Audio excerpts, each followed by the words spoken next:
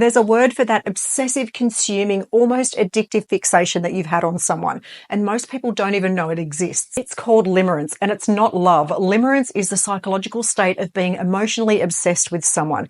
You can't stop thinking about them.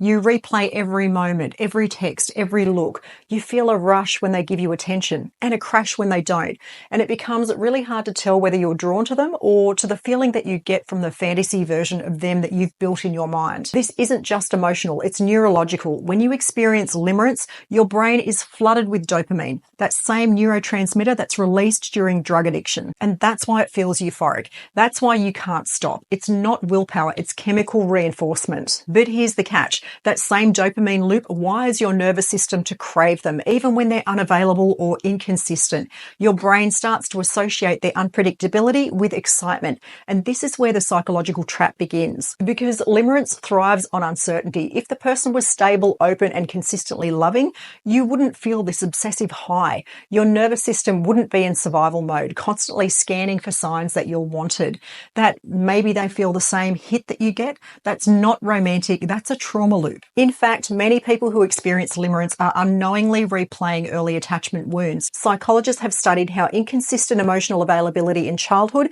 can create a blueprint where chaos feels like connection. So when someone gives you just enough to keep you hooked, but not enough to feel secure, you don't walk away, you lean in harder. You try to win, to be chosen, to prove that you're worthy. But limerence isn't love. It's longing. It's an emotional echo chamber where your needs, your hopes, and your fantasies bounce back at you until you lose track of what's real and what's projection. So how do you get out of this? Step one is awareness. You have to name what you're in. When you call it limerence, you take away its power. You step out of the fantasy and into truth. This is not connection. This is craving. Step two is nervous system regulation. Limerence hijacks your body, so you have to ground yourself. Breath work, journaling, movement, anything that brings you back into the present moment.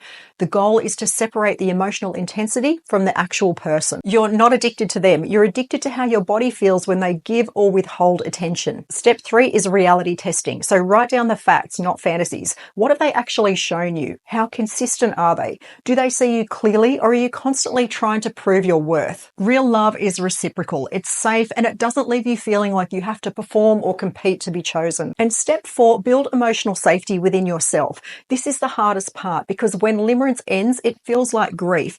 But the truth is, you're not losing them. You're actually just shedding a part of you that believed love had to be earned through suffering. Here's the science-backed truth. The more emotionally secure you become, the less attracted you'll feel to chaos. Your body will stop confusing anxiety with chemistry, and that's when the healing can begin. So if you're in limerence right now, you're not crazy, you're not broken, you're human, and your brain and body are trying to feel something that maybe once upon a time you didn't get to feel safely. But now you know the name for it, you know how it works, and slowly you can set yourself free.